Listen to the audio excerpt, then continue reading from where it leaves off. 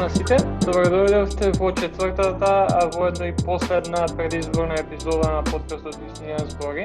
Со нас денеска сте Лука Павликевиќ и Дејана Маркова од Средношколскиот сојуз на Република Северна Македонија. Добродојдовте Лука и Дејана. Хвала. Мило ми е што можеме да се вклучиме тука.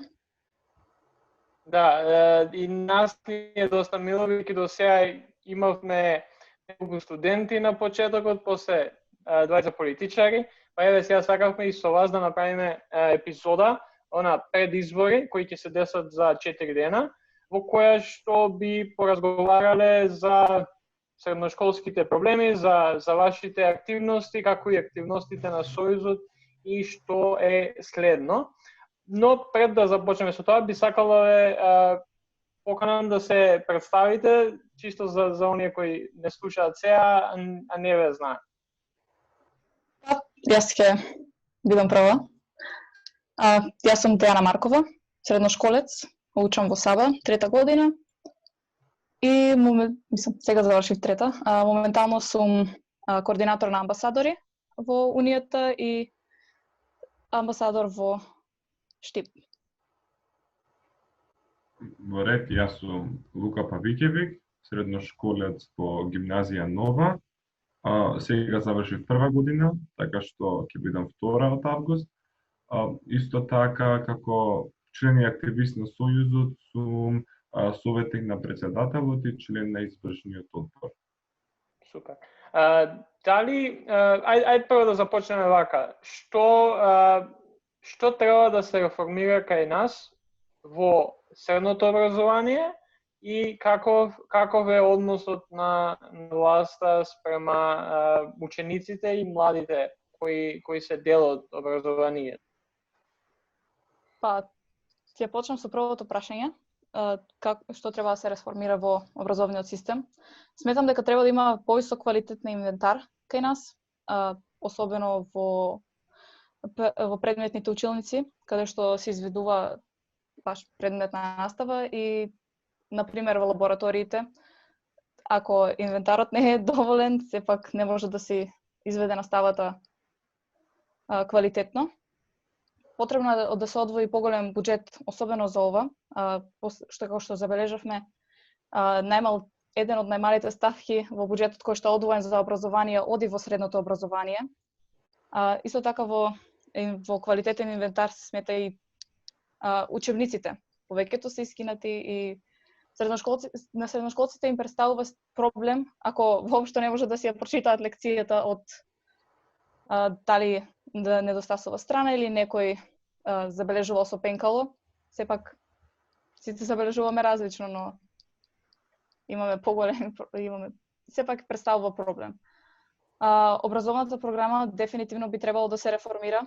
Кембридж системот забележавме дека се има и своји недостатоци, особено во подготовката на учениците и од последните одделенија во основно образование за средно образование. Дефинитивно немаше доволно подготовка и баш кога се промени, кога јас бев 9-то одделение, сите кои што одеа во средно училиште се чувствуваа дека се неподготвени за материјалот кој што ќе го учат во училиштето. И не знам колку да зборам на образовниот систем во државните училишта, но дефинитивно ги слушаме и нашите членови кои што се во државно училиште и на нив и тие имаат многу големи проблеми со програмата. Дефинитивно имаме нешто објавено за тоа до сега. И еден од другите проблеми кои што би требало да се реши или барем да се адресира е поголемите можности за пракса. Дефинитивно учениците во медицината, во медицинските училишта имаат можности за пракса, но поголем проблем представува ова за учениците кои што не се во медицинскиот сектор или што не учат во училишта кои што се специфично наменети за медицина.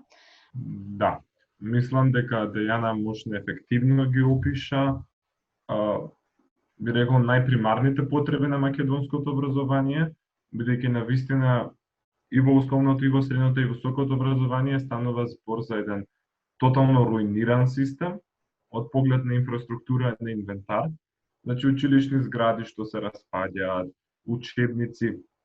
Иако мерката за бесплатни учебници беше доста добра мерка, бидејќи им овозможува на сите ученици да имаат пристап до бесплатни учебници и така да имаат бесплатно образование, сепак тие бесплатни учебници не само што се бесплатни, туку се и безвредни.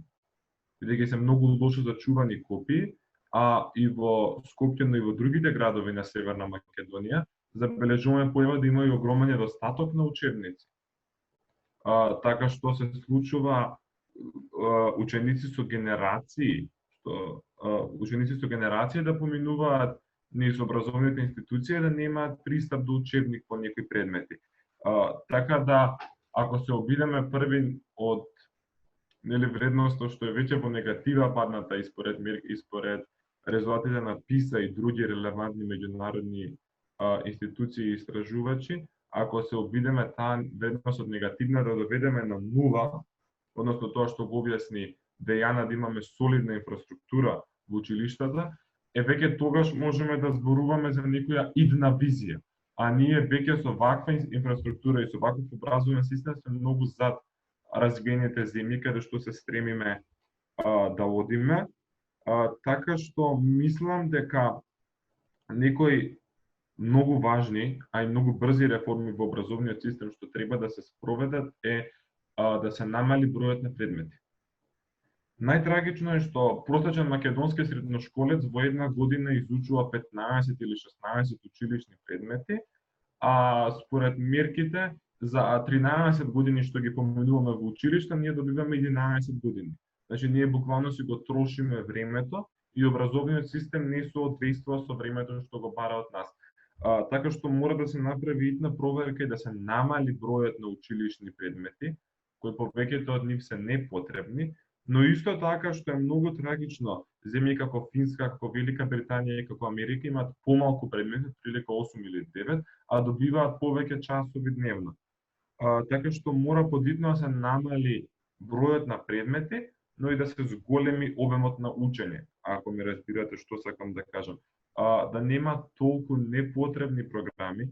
Например, многуто од изборните предмети во државните училишта се комплетно непотребни или некои многу дубиозни наслови, не знам, имаат етика на религии, имаат урбанизам, што и тоа да значи, понекаде се јавува и некој предмет по домакинство или читање и пишување, така што мора да се направи таква реформа. Исто така училиштата мора да ги способат средношколците во три клучни работи. Ќе се обидам да бидам краток. Првата работа е да создаваат ученици на 21 век. Мора да има дигитално образование. Мора учениците да изучуваат релевантни информатички вештини. Такви иницијативи знам дека презима британската амбасада во Северна Македонија и веќе читам низ политичките програми на партиите, кажуваат ќе го направиме предметот информатика задолжителен во основно и во средно. Не, тој е комплетно погрешен пристап.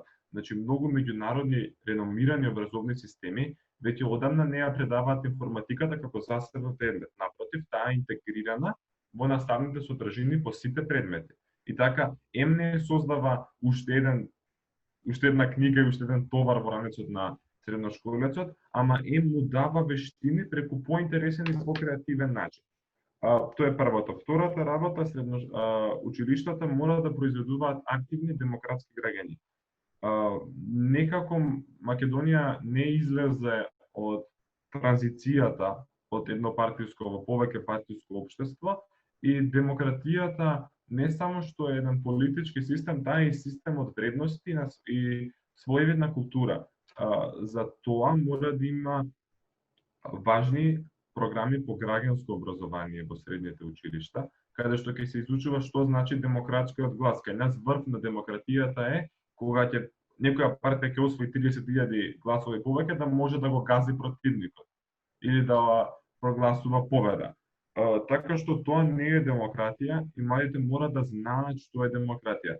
Како треба да гласат, како треба да поднесат даночна пријава, каде треба да се обратат ако имаат поплака, како функционира уставот на Република Северна Македонија, но и медиумската писменост како најважен дел од активно информирано граѓанство, што е способно само за себе да носи одлуки и да не биде многу дол. Третата поента ми е мора да се создадуваат ученици кои што се способни да се носат со предизвиците и проблемите на ерата во која што живееме, како што спомна Дејана, мора да има пракса со бизнис заедницата или со невладиниот сектор, но пред да ги пуштат учениците слепо на пракса, мора да има задолжителна обука за мобик на работно место. Мора учениците да добиваат сексуално образование, мора да добиваат образование за климатските промени. Така малку да се надоврзам на Лука. Прекрасно го објасни моментот со премногу предмети во училиште. Моето училиште има 6-7 предмети годишно и за сега ни е супер. Не сме преоптоварени, целосно го сваќаме материјалот. И можам да се вклучам во многу повеќе од колку само да учам дома и да седам пред книгите. И мислам дека баш во тај момент сакав да го напоменам системот кој што го имаме и да се надоврзам на тоа што сметав за Кембридж системот. Беше broad, преопшто беше за да може да се подготви еден ученик и да се чувствуваш дека имаш научено доволно од тој предмет, од она што те тебе интересира, за да продолжиш натаму во животот. Ако се учи на премногу општо, се чувствуваш како да си насекаде и да не можеш не се чувствуваш како да си насочен кон нешто. Да, еве, Дејана, тоа што го спомна со принципот на помалку предмети, а повеќе настава, настрана на квалитативниот пристап, како одиме на квантитативно. Јас во прва година во Нова учам само биологија од природните науки. Меѓувремено во основно училиште учам биологија 2 години, 8 и 9 одделение, 2 часа неделно по 40 минути, тоа се 80 минути во недела, пута 2 години, тоа се 160 минути во недела. Една година, 4 часа од по 50 минути се 200 минути во недела. Така дури во една година го се изучува еден предмет, може да се научи повеќе и да се има повеќе минути инструкција, отколку истото да се развлекува по 2 или по 3 години. Може би овде е добро да се помине на темата за средношколско организирање, што барем кај нас е еден посебен феномен, затоа што обично организирањето на млади се поистоветува со средношколското организирање, мислам со универзитетското организирање со студентите, бидејќи нормално тие се нели дел на академска заедница и се на одредена возраст кој што се очекува нив да бидат активни граѓани чинители во политичката сфера. Но што е тоа што Сојузот го прави за афирмирање на еден нов модел на средношколско организирање? Сметам дека е пораспространето од сите форми на организирање кои што сега беа испробани, како на пример организирање само во едно училиште. Ова е особено важно бидејќи повеќето средношколци се среќаваат со истите проблеми, бидејќи проблемот е во системот, а не во посебните училишта. Во суштина, кога се пишува претходните закони за ученичко организирање и во основно и во средно, пак се појади од еден многу комунистички пристап. Се прави една многу ригидна структура во таа училишна заедница, не знам, мора секој клас да избере председател, потпредседател и секретар, тие тројца мора да се соберат на едно место, па мора да изберат председателство, па мора да формираат ваква комисија, па мора да формираат таква комисија, па мора ова, па мора тоа, а и самите ученици не се способни да го сватат тој систем, бидејќи првин е многу комплициран и многу досаден, а второ никогаш ни професорот не им го објаснува комплетно. И на некој начин тие ученички заедници се ограничени од училишната зграда. Додека Сојузот има нов демократски пристап, каде што ученикот секој град може да се зачини во Сојузот, се формира локален огранок, а Сојузот на централно ниво действува многу едноставно, со тоа што има Генерално собрание, извршено одбори, работни групи во потреба. Така што Сојузот мислам дека како модел на средношколско организирање е поспособен да действува за промени и реформи, бидејќи има три клучни карактеристики: демократичноста, ефективноста и флексибилноста.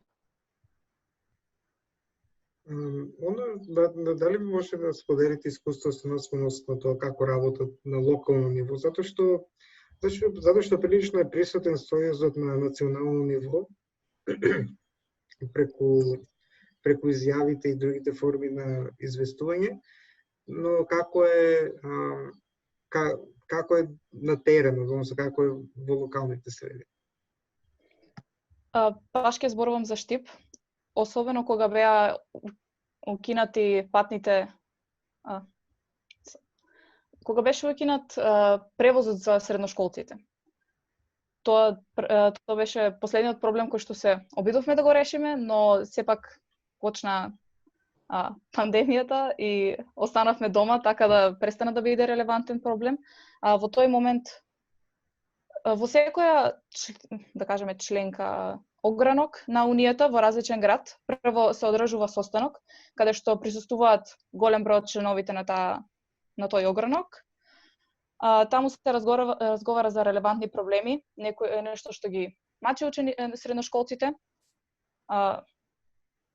Во овој случај, проблем кој што највеќе се истакна беше случајот со превозот, бидејќи многу ученици учат кои што доаѓаат надвор од градот, учат во Штип. И Унијата се обиде да превземе нешто преку документите кои што се поврзани, контактираше повеќе коронавирусот. Сепак може да се каже дека јас сум доста нов член на Унијата. Во Унијата сум околу 6 до 10 месеци, не тука некаде беше, малку е blurry. Сепак како амбасадор сум веќе 6 месеци и тој дел е повеќе зафатен со корона кризата што ја имаме во моментот, па немам некој. Да, сојузот е доста активен на национално ниво, односно на централно ниво, не поради некоја негова желба, туку напротив, бидејќи работата од грасрутс нивото и од локалните, да ти кажем, ограничени, односно бранши, ни кажува за одредени проблеми на средношколците. Секогаш се обидуваме да го слушаме сопственото членство. Но, например, ако учениците во Кавадарци се жалат дека немаат лифт во училиштето, тоа е локален проблем и самите може да го решат. Со секако со наша поддршка. Но ако учениците во Куманово се жалат дека немаат програми за сексуално образование или имаат многу предмети, тоа не може да биде решено само во Куманово да има сексуално образование, туку напротив, тоа станува национален проблем. И кога веќе преку долговременска соработка и слушање на средношколците може да се забележат некои заеднички проблеми, тогаш е многу полесно за сојузот да действа на национално ниво и така да ги реши прашањата. Така што мислам дека како форма на средношколско организирање пак се фокусираме на bottom to top пристапот отколку top to bottom. Сепак сметам дека и ова се случува поради тој притисок кој го имаме од системот.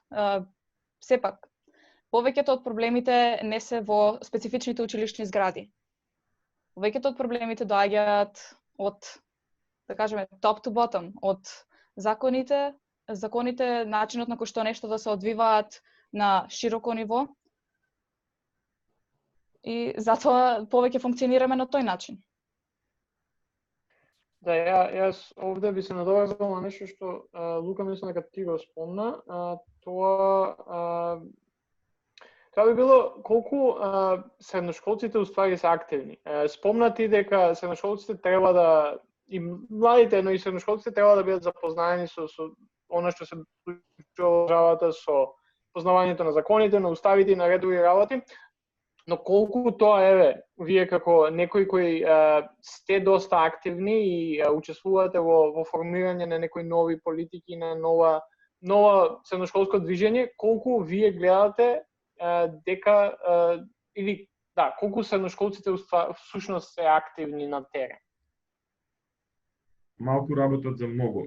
Тоа е веројатно најефективната сумација. Мислам да не зборуваме вака, нели, чисто теоретски, има и емпириски податоци што кажуваат дека 80% од младите никогаш не волонтирале или никогаш не биле на некој доброволен настан. Така што да навистина станува збор за една многу мала група на средношколци, и нели многу станува смешно кога се гледате цело време истите.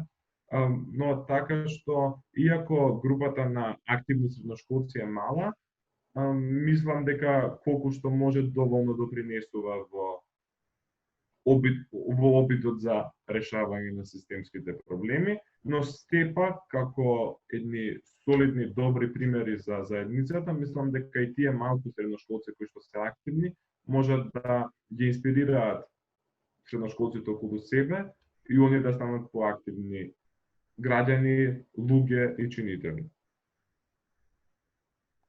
Мислам дека главен демотиватор во оваа состојба, случка, во сето ова што се случува со неактивноста кај средношколците, е тоа што многу малку гледаме промени, без разлика колку и да се трудиме. Како што Лука напомена, малку работат за многу, но и сепак не се гледа тоа што сепак не само што малку работат за многу, туку и тие што малку работат, многу труд внесуваат и не забележуваат скоро па никаков возврат од тоа. Сметам дека дури потемпераментните средношколци кои што никогаш не би ги замислиле дека можат да волонтираат или да се вклучат во овие активности, можат да станат активисти и можат да добијат нешто од тоа. Дефинитивно кога се вклучуваме повеќе и се интегрираме во нашата заедница, се чувствуваме поприфатени од неа, повеќе слушнати. Сепак тоа зависи од личната мотивација на некој начин. Кај повеќето личната мотивација е дружба, кога станува спор за средношколци. За некој е промена во системот, но знаеме колку тоа може и нас да не мотивира, така да се трудиме. И би ни било ако повеќе се вклучат во се што се случува околу нас и да го буткаат, да кажеме, тој товар на промена, да кажеме количката со едно тркало. Да, може би еден од успесите на унијата на средношколци во последниот период беше и подпишувањето на меморандум заедно со политичките партии, така што дали може да ни кажете што всушност е тој меморандум, затоа што меморандумите сами по себе имаат се доста значајни кога се подпишуваат. Меморандумот кој го напишавме, јас го гледам како еден начин да ги држиме accountable. Не ми текнува превода на споро. Отчетни. Да ги држиме отчетни нашите политички партии кои што можеби ќе дојдат на власт, а сепак и оние кои што не представуваат нас во парламентот, без разлика дали се тие дел од власта или не. Бидејќи забележавме дека ништо не се случува. Во политиката многу ретко е темата на образование отворена, многу ретко се зборува за тоа.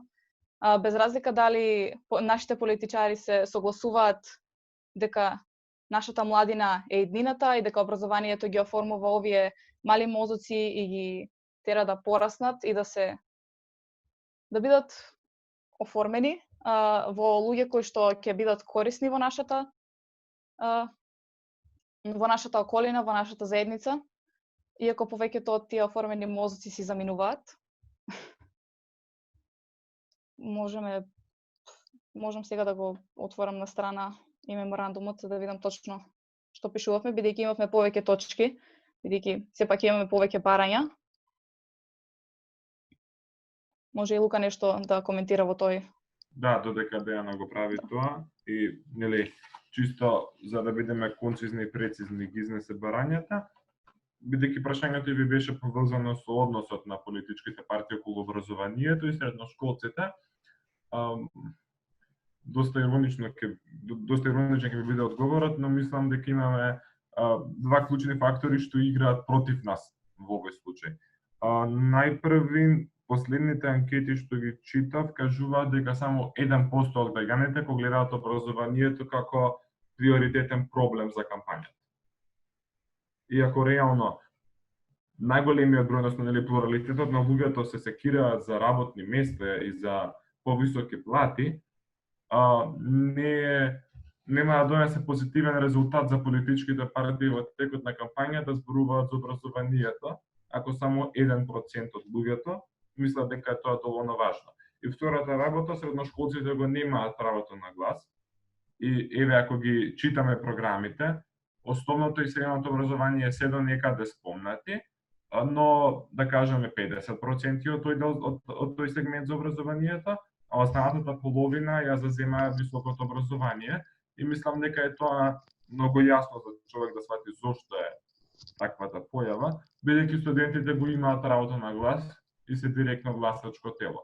Додека мнозинството од средношколците го немаат правото на глас, така што е многу логично за политичките партии дека ќе треба да се фокусираат, дека не им е приоритет да се фокусираат на нивните негласачи, но сепак тоа е едно многу секојдневно размислување, многу политиканско и воопшто не е државничко размислување, зашто ќе се случува всушност соединението на државата.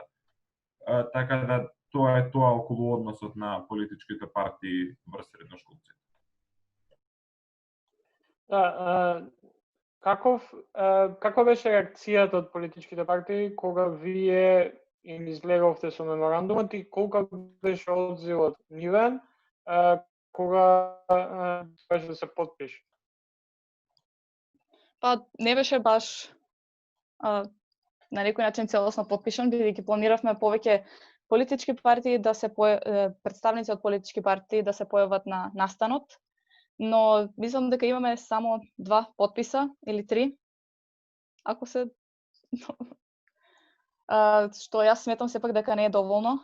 Треба политичките партии и нас да не поддржат и да знаеме дека можеме да бидеме представени и дека тие можат да не слушнат. Ова е на некој начин и тие да ни речат да дечки, гледаме дека постоите и гледаме дека правите нешто и ние ќе се залагаме за вас. Но многу мал дел, многу мал број ни го покажа тоа на терен. Да, всушност беа поканети само парламентарните партии како значителни фактори, така што беа поканети коалицијата Можеме, предводена од СДСМ, ДУИ, ДПА, коалицијата сега е во името Алијанса за албанците алтернатива и ВМРО ДПМН, односно коалиција Обнова, и на овој меморандум се одзиваа само 2 од политичките партии, тоа беа коалицијата Можеме, предводена од Социјалдемократскиот сојуз и политичката партија ДПА. Останатите 3, односно ДУИ, Алијанса алтернатива и ВМРО ДПМН не се појавија и не го потпишаа меморандумот. Искрено, меморандумот бара да се коригираат грешките во учебниците, да се промени инфраструктурата во училиштата, да се подобри и да се внимава на хигиената во училиштето, односно да има сапун и течна вода. Што е навистина политичките партии треба да се срамат тоа да не го потпишуваат во 21 век и треба да се срамат од фактот дека ваквите 3 19 вековни работи ги спроведуваат сега во 2020 година. А внимавајте, има уште такви што уште не го ни потпишуваат тоа и не сакаат да се обрзат дека вакви рудиментарни работи не сакаат да спроведат. Како што знаме, една од партиите воопшто не се согласуваше ни со една од точките во овој меморандум и како што гледате не бараме нешто револуционерно, бараме нешто што би требало што е заштитено со нашите права. Следното мое прашање околу меморандумот би било, бидејќи спомнавме на почетокот голем дел од проблемите и спомнавте и вие и со меморандумот со се, кои се механизмите кои Сојузот ги има на располагање или размислува за сите овие проблеми или дел од овие проблеми кои што се најголеми да се решат и како тој би постапало во иднина доколку некои работите не се решаваат? Баш кога адресиравме ова на минатиот состанок со Унијата, зборувавме за начинот на кој што кај нас најчесто се случува кога треба некој проблем да се реши. Само се подигнува гласот и се на некој начин нормализира проблемот од тоа што само се разговара за него. И ништо не се случува од страна на, да кажем, организации, од некои организации кои што се залагаат да ги решат овие проблеми, но само добиваме информации за како стоиме со нив. Затоа, баш поради ова, наскоро ќе подготвуваме баш документ на кој што ќе имаме запишано како ние ги како ние имаме акционен план за сите овие теми кои што нас не засегаат, за нашите проблеми и барања. Повеќе ние сакаме да се фокусираме на акција. Ние не ги само споделуваме нашите документи и statements кои што ги пишуваме, туку ги праќаме и до надлежните институции. Последната на која што работивме беше за свидетелствата и тоа што образованието не е навистина бесплатно, бидејќи имаше повеќе случаеви во повеќе градови со многу средни училишта каде што професорите барале свидетелствата да бидат наплатени за да бидат издадени воопшто. Во законот пишува дека не треба тоа да е така, дека треба да ги купува професорот. И тоа е дел од нивната плата, сепак не е некоја голема цена за да на која што не може професорот, класниот раководител да ја поднесе. Дефинитивно. Само мала поправка, не свидетелствата се издаваат директно од централни органи кон самите, мислам од Министерството кон самите училишта, значи никој не дава пари освен државата. Не, уште поинтересно поради тоа што секој пат имам слушнато дека се купуваат од книжари, бидејќи тоа се случува во секој училиште. Уште една поправка, не ги издава Министерството за образование и наука, тоа што го кажа Никола, туку Бирото за развој на образованието доставува бесплатни копии и класните раководители добиваат две опции. Првата опција е да ги напишат рачно, што е бесплатно, а втората опција, односно тоа што го кажа Дејана, е всушност дека многу од професорите додатокот за класен раководител што го добиваат, тоа се околу 3000 или 1000 месечно, што го добиваат го сваќаат како повишица на платата. Не, тој додаток за класни раководители е всушност средство со кој што треба да ги покријат потребите на класот. Така да, ако они не сакаат да ги напишат рачно, тогаш треба да ги искористат средствата што ги добиваат, односно додатокот за класен раководител, и со тие пари да се ги покријат трошоците за печатење, а не да ги бараат од средношколците. Така да не се извојуваат од своите лични примања, туку од тие пари што ги добиваат од буџетот за потребите на паралелката. Со кое што ситуацијата станува уште поинтересна и на некој начин и поскандалозна, зошто би барал на ученик пари за свидетелство кое не го следува законски. Сепак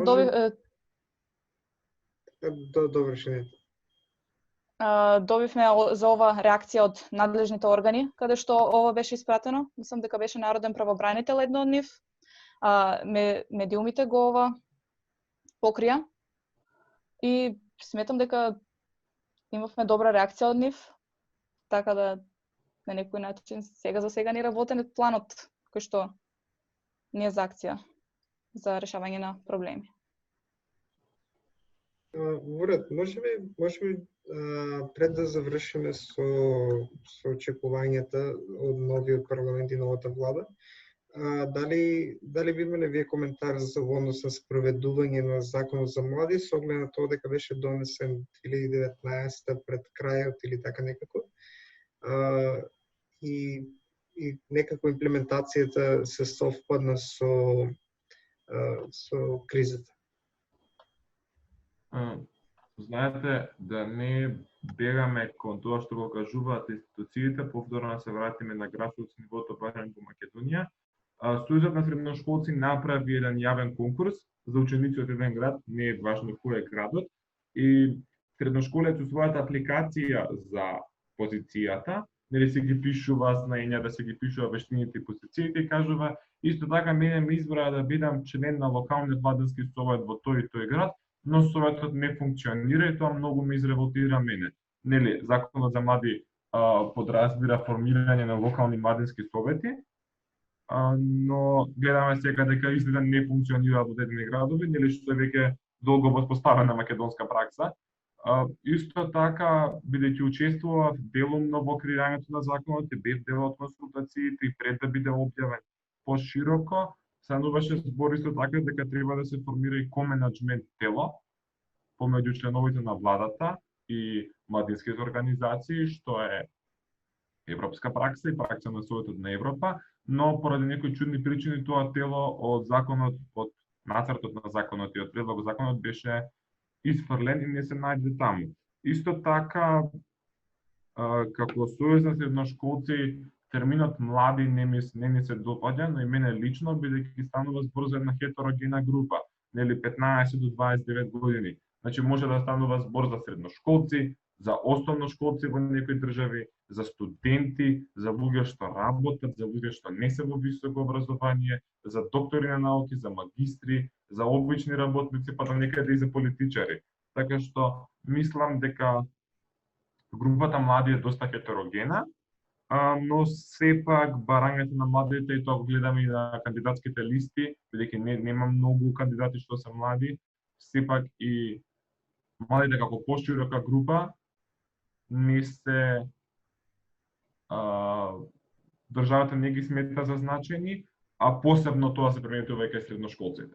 Бидејќи како што кажав порано, тие не се гласачко тело, не се електори.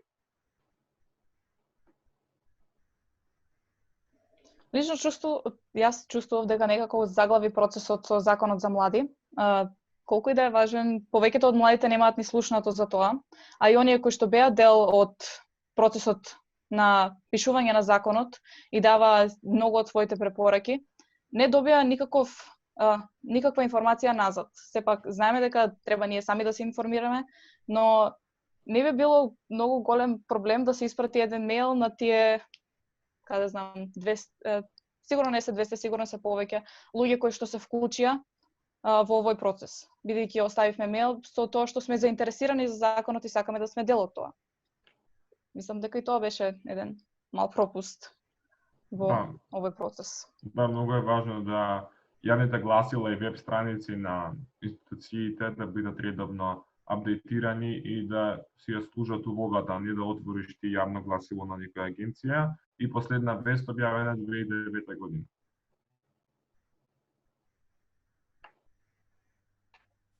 Да, не знам, ние баш кога зборавме со некои од нашите колеги студенти на подкастот пред некој ден, баш гледавме кога последен пат Министерството за образование има објавено нешто на Facebook и беше запрепастувачки одговорот.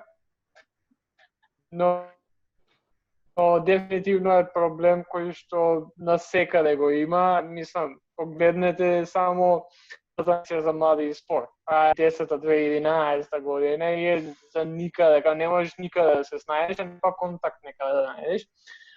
Но не се, да би сакал некаде да превршиме ова интервју со некои ваши очекувања.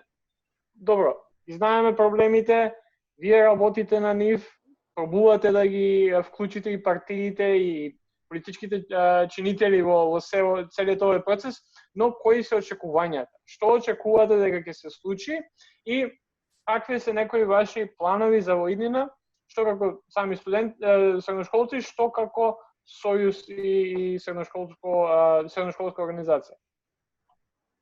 Општо за средното училиште очекуваме да се даде поголем фокус на образованието од страна на политичарите, политичките партии и луѓето што ќе стигнат сега во парламентот со новите избори. Се забележува дека образованието како тема за реформи не постои на политичката сцена, како што веќе напоменавме, и не е воопшто во видното поле на многу луѓе во нашата држава, особено со тоа што е толку голем проблем и дефинитивно би требало да има поголем фокус на него.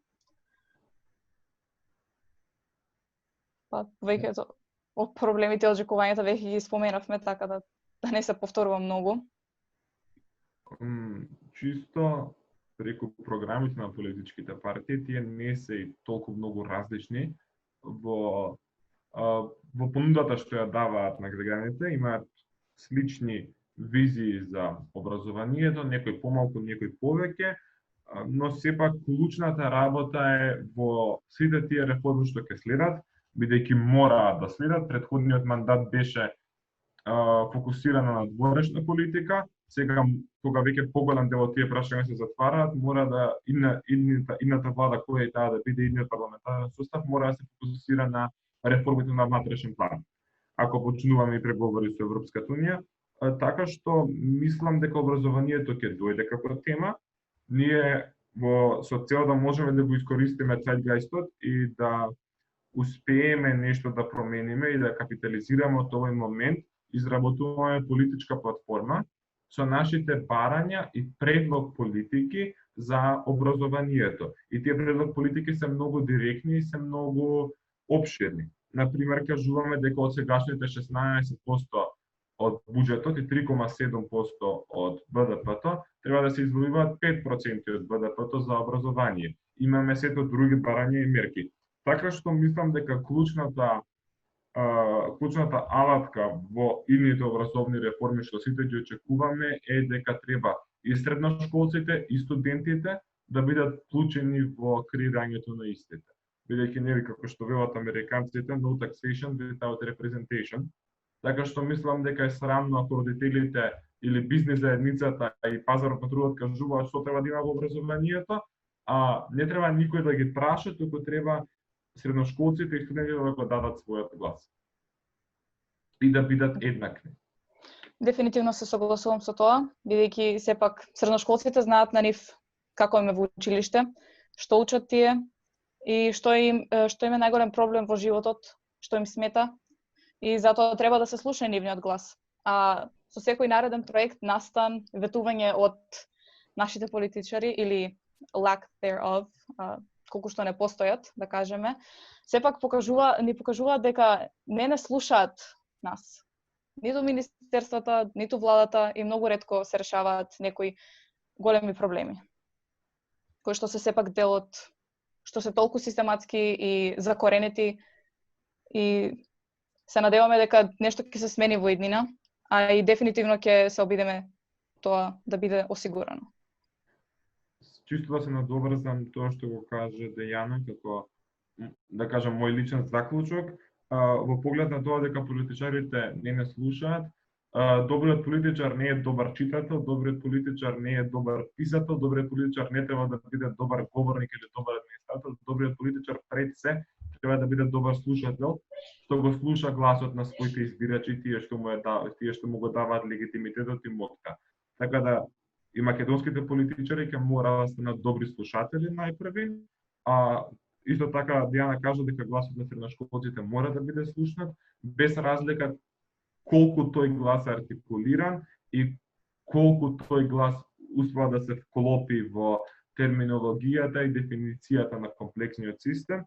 Треба и повозрастните да покажат малку повеќе мудрост со тоа што ќе ги сватат барањето на средношколците и ќе можат тие самите да ги артикулираат преку законски решенија, одлуки и останата легислатива. Да, и секако подршка од повеќето страни, како што веќе напоменавме, родителите и бизнис заедниците, но тие да не се главниот стейкхолдер во оваа ситуација. И ние, како што напомена Лука, ги избираме политичарите за нас да не слушаат, а не да седат во канцеларија. Да, јас дефинитивно се согласувам со вас. Јас само би додал како нешто за кое што и ние како некој студентско здружение, тоест здружување се залагаме, тоа конечно да добиеме стручен министер за образование, не партиска, да престане да биде партиска функција, така што мислам дека доколку тоа да се случи, сите овие работи кои ги поминавме денеска и сите овие работи за кои што вие зборите, за кои што ние збориме, за кои што сите зборат и знаат дека треба да се сменат конечно, ќе бидат возможни.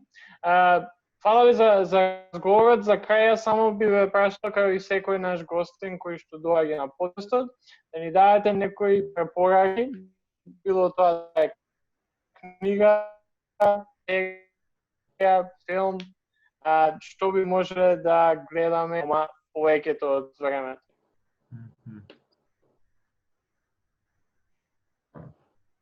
Еве, помена првичната паника околу коронавирусот и пандемијата, што беше малку светска. Ако приметувате, сега малку се смири тие брандувања, но сепак да не излеземе од опасноста што ни стои, нели од танталовиот камен што може да се стркала. Еве, ве препорачуваме, препорачав и февруари оваа книга, The Handmaid's Tale од Маргарет Атвуд. Така да мислам дека е секогаш интересна за читање. И јас се согласувам со тоа. Јас малку повеќе ќе спомнам за мене, која ми е омилена книга и која веќе ја имам препрочитана околу 3-4 пати. 1984 дефинитивно класика и треба да се прочита. Како филм би препорачала Pulp Fiction, дефинитивно е добар, и Fight Club. Тие ми се едни од омилените. Сепак, ако може едно shameless self-promo за унијата, иако не е ова насочено кон студентите, ова е повеќе насочено кон средношколците, бидејќи сепак бараме да се вклучат повеќе ученици во унијата и да имаме да бидеме репрезентатори на повеќе, да ги ова движење да ги репрезентира поголем број на средношколци. Од 15 август па натаму, мислам дека ќе заврши на 15 септември, ќе имаме отворен повик за вклучување на нови членови во унијата, без разлика во кој град се. Па, ако некој средношколец слуша, би било убаво да внимава на тоа на нашата Инстаграм страна.